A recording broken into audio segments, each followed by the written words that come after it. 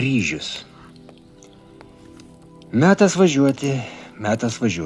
Sėdėdamas prieš televizorių ir žiūrėdamas vakaro žinių laidą, kartojo Juozas. Prieš valandą įsijungęs rusišką kanalą, jis nubraukė ištryškusią ašarą, pamatė kraujuojantį reportažą apie taikių Donecko gyventojų būstų apšaudymą. Ten gaudė pabūklai. Naujos Kijevo valdžios pasiųsta kariuomenė žudė moteris, vaikus, savo šalies gyventojus. Mūsų žiniuose tie patys žudomi Donecko gyventojai buvo vadinami separatistais ir net teroristais. Kiekgi tęsis nekalto kraujo reikalaujantį priešpriešą ir tas informacinis karas, kuriame Lietuva neturi savo tiesos ieškančio balso, o pagarsina tai, ką šeimininkai padiktuoja. Anais sudėtingais pokario metais ir Lietuvos, ir vakarų Ukrainos miškai šaudė ir žudė vienodai.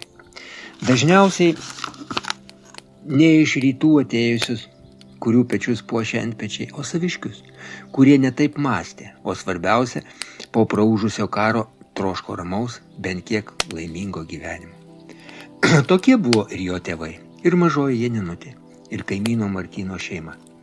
Metas važiuoti. Naktį Juozas susapnavo savo mažąją sesutę. Smailiai padroštais pieštukais įpiešė namą. Ant stogo uždėjo ilgą kaminą, paskui prie jo pritvirtino skersinį. Kas tai, paklausė Juozukas. Kryžius, atsakė Janinutė. Ir raudonų pieštukų ėmė spalvint kaminą su skersiniu. Staiga iš nupiešto kamino išsiveržę raudoni dūmai plykstelėjo Juozukui į veidą. Nuo skausmo Juozas pašoko iš lovos, nubraukė nuo veido šaltą prakaitą. Reikia važiuoti. Rytas aušo tylus, saulėtas, tačiau širdį draskė nesuvokiama negera nuojauta. Kas tai? Gal pervargimas nuo pastoviai besisukančių niūrių minčių, kurios ėmė kamuoti jį ir sapnuose? Įprastas golfiuko variklio ūžesys ramino.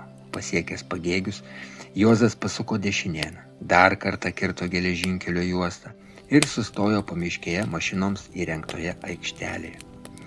Su kolegomis Romu ir Verute jis čia lankėsi beveik prieš mėnesį. Tada jie su 3 mokinukais rinko šiukšles. Ir dabar norėjosi pamatyti, ar neprišiukšlinta ir vėl. Ne, žmonių rankom sukurtų ir paliktų šiukšlių jis nepamatė. Ir tai džiugino. Pašiukšlino tik pašėliojęs vėjas. Jis nudraskė nuo pušų ir primėtė šakų smulkmes. Pavaikščiojęs kadaise tvarkytais takais, Juozas atsisėdo ant jau pažįstamo kelmo. Ant jo sėdėjo tada greta kortomis lošusių mokinukų. Paėmęs pagaliuką, ėmė varinėti tingiai repliojusi juodą vabalą, o šis pajutęs varomas nėrė į samanas. Juozui kilo vaikėziškas noras jo nepraganyti, susirast, tačiau samanų antklode berdydamas aptiko nevikrų repliotoje, o rūdimis apaugusią gilzę. Išsiėmęs iš kišenės lenktinį peilį, atsargiai nuskuto rūdis, o mintyse jau sukosi klausimas. Kieno gyvybę nutraukė iš šios gilzės ištrūkusi kulka? Įsidėjo radinį ir peilį į kišenę, nuėjo prie mašinos. Daug minčių jie aplankė važiuojant Suvalkijos lygumomis ir gimtosios Dzūkijos kalvomis bei pakalnėmis. Vakar, kaip ir prieš keletą metų, jis vėl buvo sutikęs savo buvusią mokinę Liną, vėl klausinėjo jos apie gyvenimą svetur, o po to pokalbio vėl skendo klausimas be atsako. Kodėl? Lina, ta guvi mokslo pirmūnė Linutė, vėliau baigusi aukštuosius mokslus, jo klausimą, kokį darbą Airijoje dirba, atsakė. Tulikus, mokytojau, plaunu. Tie tulikai tai reiškia tualetus, o jos uždarbio galėjo pavydėti Lietuvos turgui skudurais prekiaujantis inžinierius. Kodėl? Lina vėl pakartojo, kad jo šeima ten ne tik galą su galu lengvai durė, bet ir pajėgi santaupas kaupti. Bet kas iš to, jeigu po langų žydė nelietuviškos alyvos, jeigu net ir vieversys padankėje čirškė svetimą kalbą. Ir iš mokyklos parėjęs sūnus lietuviškai kalba su anglišku akcentu. Pasak jos vyro, jie spec pereselencai. Taip esą Sibire tremtinius vadino juos daboję NKVDistai.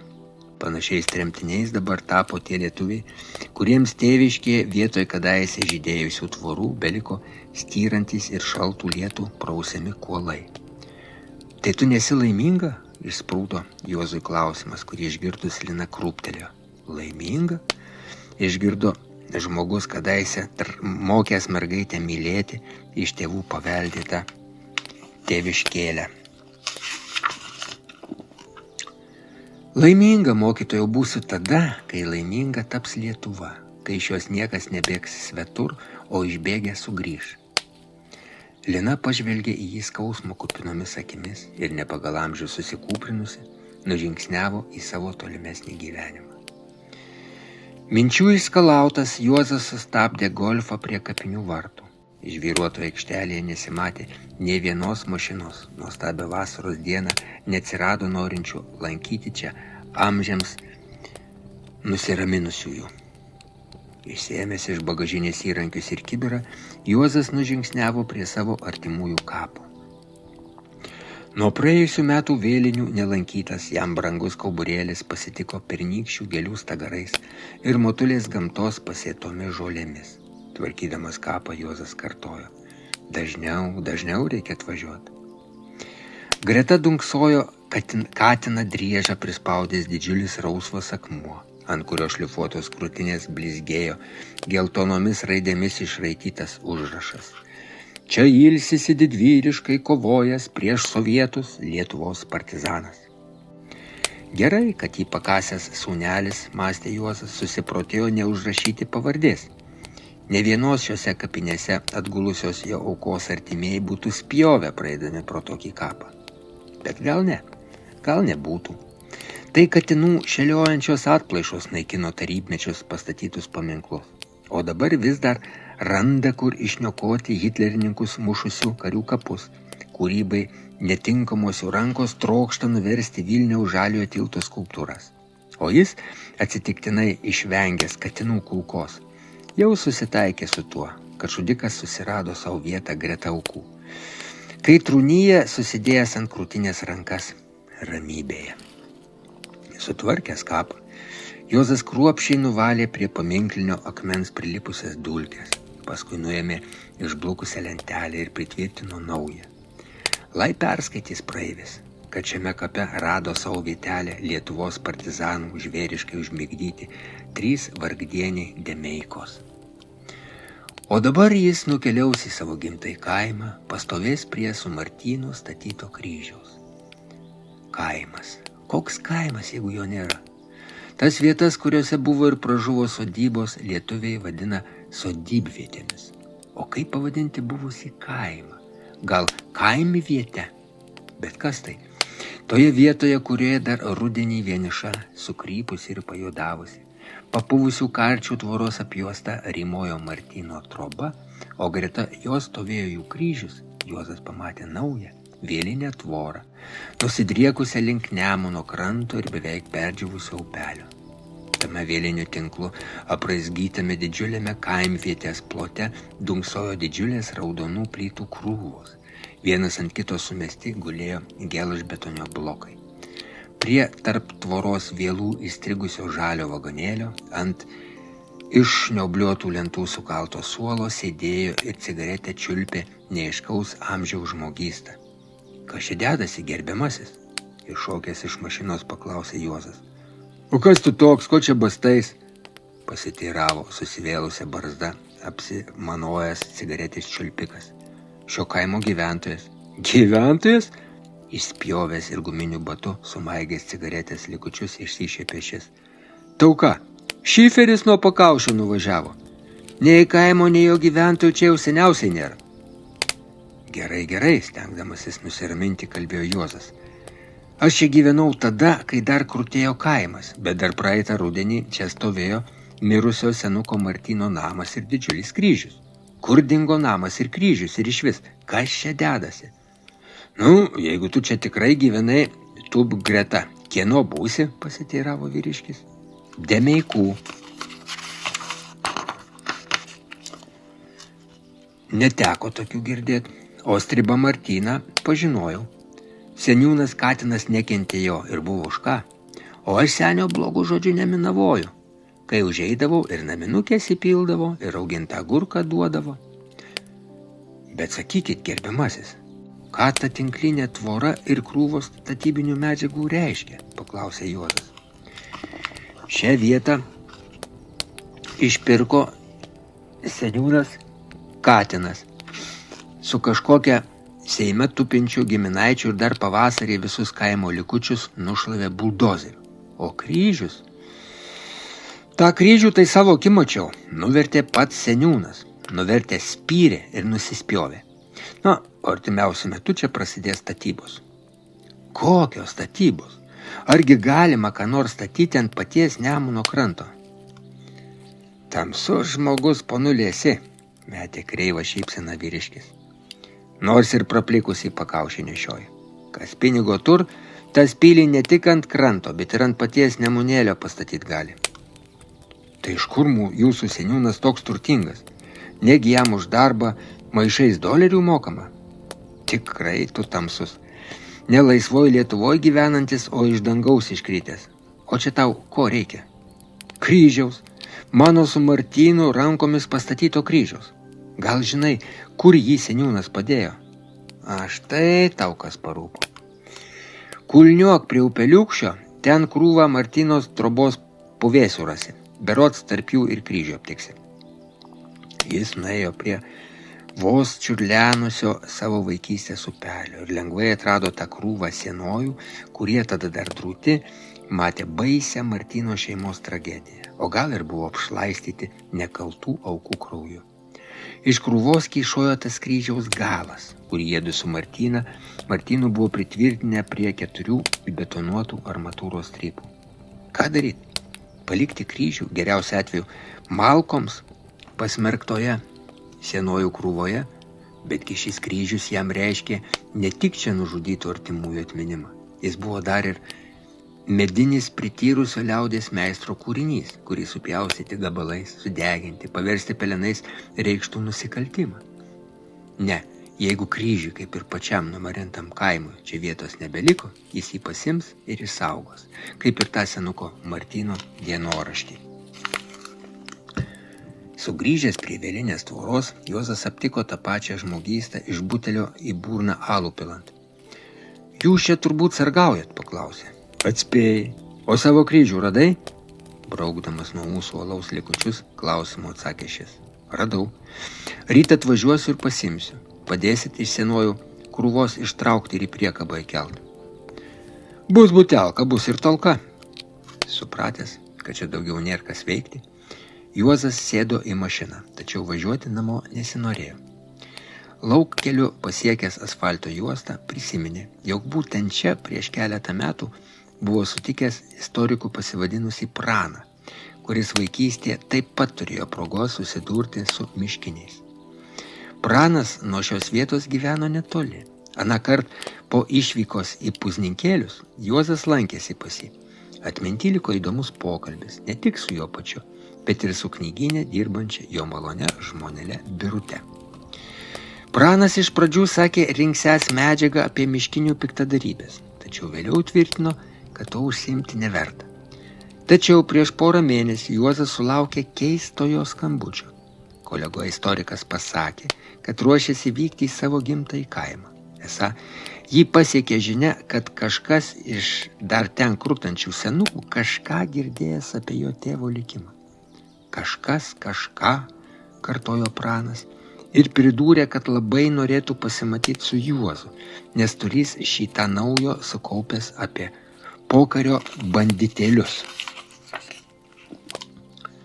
Ir štai dabar, atsidūręs kelių kryžkelėje, Juozas suprato, negalys pasukti link namų, nepasukęs Prano gyvenvietės link. Ir jau po pusvalandžio spaudė jo buto skambučio mygtuką. Tačiau už durų nepasigirdo žingsnių, už jų vyravo mirtina tyla. Pazirzinęs čarškalą ir supratęs, kad namuose nieko nėra, permetė pirštą ant gretimo buto skambučio mygtuko. Kai tarp durį išdygo pagyvenusi moteris, paklausė, kur galėtų būti jos kaimynai Pranas ir Birutė. Matyti iš toli būsit, palengavo galvą moteriškė, kad nieko nežinot. ir įdėmiai pažvelgusi atvykėlį pavargusio akim tarė. Nėra, Pranelio. Prieš mėnesį vargšelis atgulė mūsų kapinaitėse. Ką? Kodėl? Kaip? Na, kaip sakė Birutė, buvo nuvykęs į savo vaikystės kaimą. Iš jo sugrįžo baisiai nusiminęs. Vaikščiojo galvą nuleidęs, susimastęs, tiesiog pajuodęs, o paskui širdis neatlaikė. Infarktas. Net į ligoninę greitoji nuvežt nespėjo. O Birutė kur? Lazdijuose, pas dukrą. Nori parduot butą, bet rimtų pirkėjų dar neatsirado.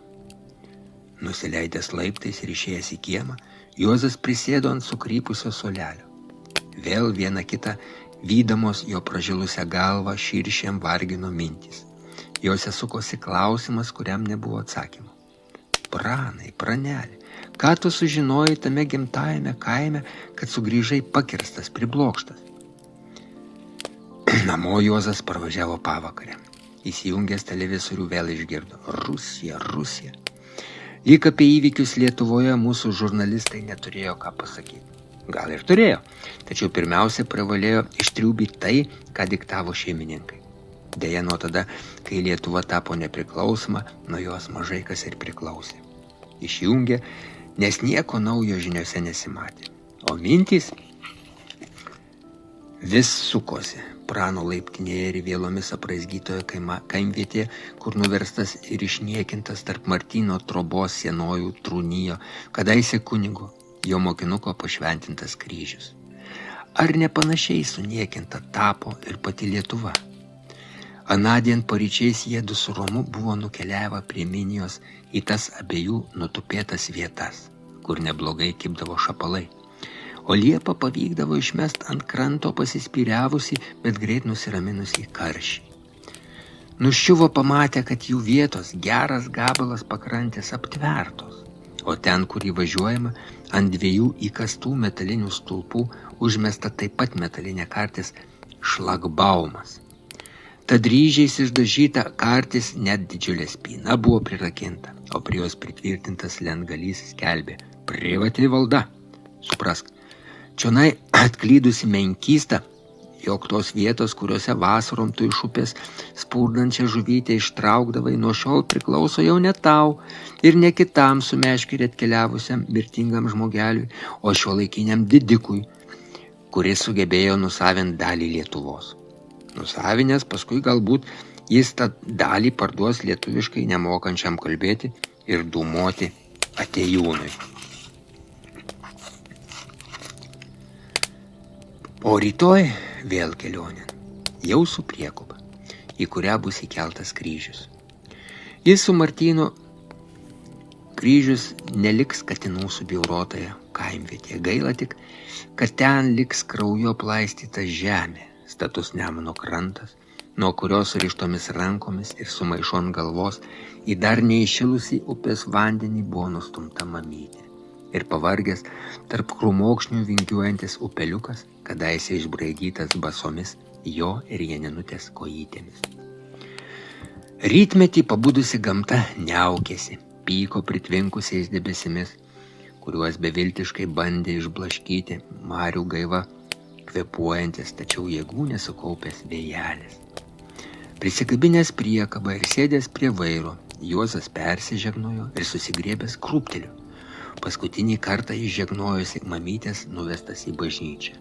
Kodėlgi dabar, po daugelio metų, jau ne vaiko, o senjorų pravardžiuojamo žmogaus ranka pakilo primirštam mostui, negi todėl, kad jis susiruošė gelbėti pašventinto kryžiaus?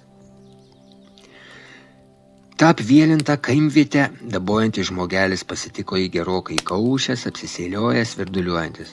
A, čia tu, žegtelėjęs sumykė. Kryžioką pasimt atsibildinai.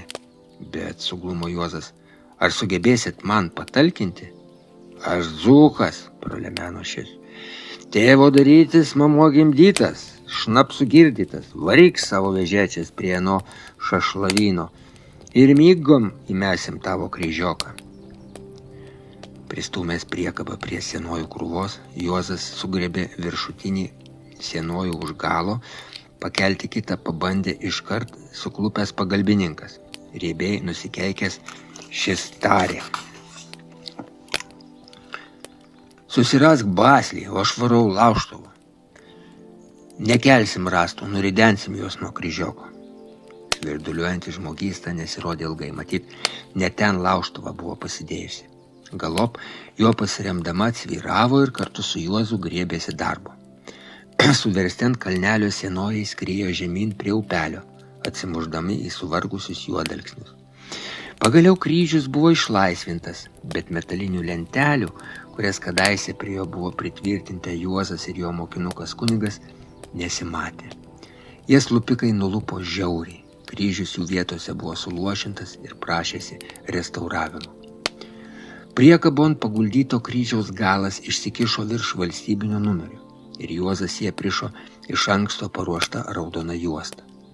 Norėjo kryžių pririšti prie priekabo šonų, bet čia sumanė lietumi purkšti debesys ir į purvinas kelnes nusišluošiusi delnų žmogysta sušuko. Varyk man buteliuką ir aš dingsiu. Kryžioko gali nerišti, neiškris. Niekada už jokias paslaugas Juozas nebuvo atsiskaitęs degtine, net su to troškusiais pijokėliais. Padavęs pagalbininkui 20 litų, nėrė į mašiną ir užvedė variklį. Sudie galutinai numarintas ir katinų užvaldytas gimtasis kaime. Įveikusi keletą laukkelio kilometrų, mašina įsuko į įsismaginusio lietaus prausiamą siaurą asfalto juostą.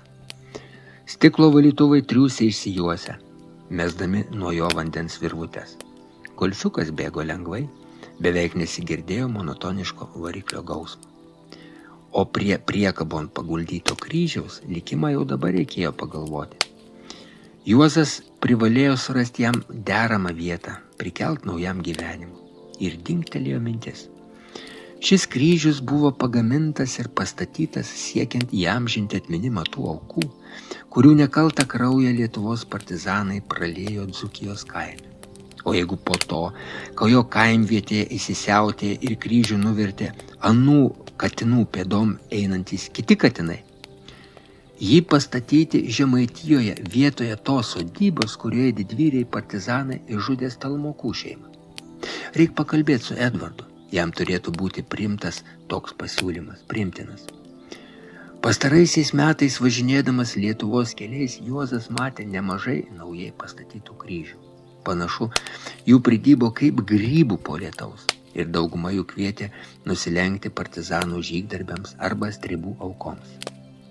Juozas mašinoje vis atlaikė užrašų knygelę.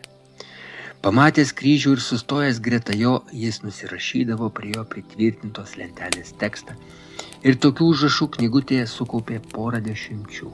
Deja, neteko pamatyti ant kryžių lentelių, kuriuos, kaip ir jo su Martynu, būtų priminusios partizanų piktadarybės. O gal kryžiai su tokiom lentelėm ne prie kelių statomi?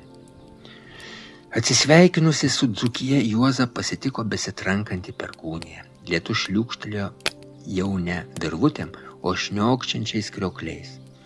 Valytuvai šėlo kaip patrakė, tačiau kelio juosta tapo vos įžiūrima. Sustoti, palaukti, noro nebuvo, nes kartu su žaibų strėlėm ir lietaus maudynėmis atslinko sutemos. Kai netikėtai priešais išniro dvi didžiulės raudonas akys, Juozas pajuto skausmą krūtinį ir golfiukas slystelėjo kairėn. Metęs koją ant stabdžių pedalo, tas akis pamatė įsivėlusias į baisų trenksmą. Kelių policijos darbuotojai ir greitosios pagalbos ekipažas į avarijos vietą atvyko po kelių minučių. Juos iškvietė pro šalį važiavusios mašinos vairuotojas. Buvo nustatyta, kad golfui paslydus ir atsimušus į priešais važiavusio traktoriaus sparną, žuvo jį vairavęs Juozas Demeika. Žuvo ne nuo traktoriaus smūgio. Jį užmušė iš priekabos pro galinio stiklo šukės į vidų iššokęs ir į galvą smogęs kryžius. Dar porą kartų trenkusi perkūnija užbaigė savo darbą. Nušiuvo asfalto juostą prausęs lietus. Pro šalį nekreipdamas dėmesio į ką tik iš gyvenimo išėjusį eilinį Lietuvos žmogelį, įprasta vaga riedėjo gyvenimas su savo džiaugsmais, rūpesčiais, atsakingų politikų neatsakingais veiksmais ir sugrįžimas.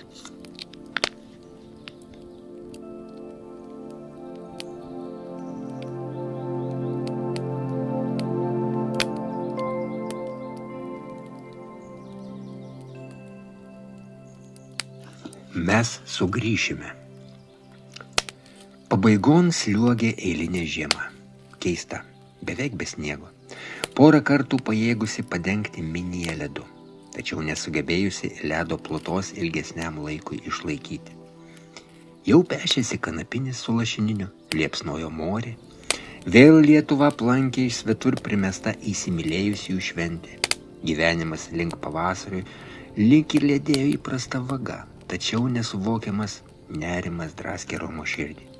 Čia pat kovas, jo 11-oji, Lietuva švęs nepriklausomybės atkūrimo 25-metį.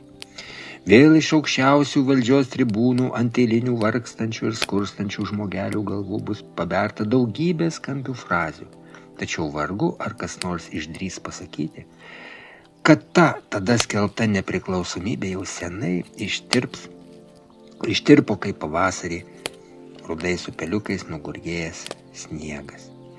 O prieš šią šventę dar reikės išsirinkti savivaldybės tarybą ir pirmą kartą merą. Už ką balsuoti? Klausimas kol kas be atsako. Tapti merų panoro 10 kandidatų, tačiau ne vienam Romas nesimpatizuoja. Menkystos, karjeristai, tarp kurių įsipaišė net Aloyzo fizionomija. Negi žmogus vytas iš mokyklos direktoriaus ir net eilinio mokytojo pareigų rimtai galvoja esąs tinkamas rajoną valdyti.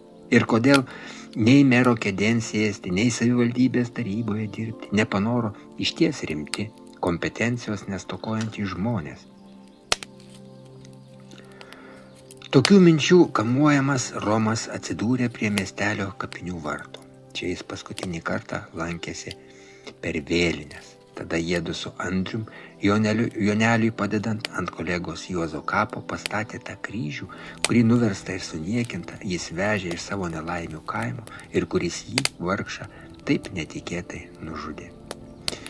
Prieš akis vėl išniro iš atminties neblėstančio tragedijų lydėjusios dienos. Pašarvotas Juozas buvo mokyklos salėje. Atsisveikinti su mylimu pedagogu atvyko būrys jo buvusių mokinių. Ištar žodį prie kapo duobės teko Romui ir kalbėjo jis nesigėdėdamas vyriškų ašarų. O diena juos, kapinėse susirinkusius, supo vasariškai pasakiška. Aplink žiedlapiais pasipuošusios ir bitėm dūzgiančios liepos svaigino nepakartojamais kvapais ir ragino džiaugtis gyvenimu. Romas stebino susirinkusi Juozo mokinių gausa.